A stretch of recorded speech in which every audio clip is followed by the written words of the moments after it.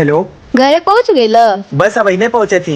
एक कॉल और मैसेज करके बोल देता ना। वो कहा ना, आदत ना हम में सब कर। तो आदत डाल ल। अच्छा बेबी सॉरी, अब हम कह दे कॉल। हाँ ये भइल ना बात। वैसे अच्छा लगल हमके।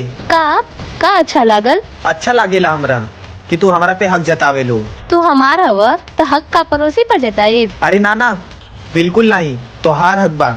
अच्छा ये सब छोड़, कुछ खैला तू। मम्मी घरे ना ही और हमें खाना भी बनावा ना वाला। वीडियो कॉल करा, हम सिखावत है खाना कैसे बनावल जाला। अरे कौनो बात ना, तू थक गया लोगो ना, आराम करा, हम बाहर से कुछ ले ले। हाँ ठीक बा ठीक बा।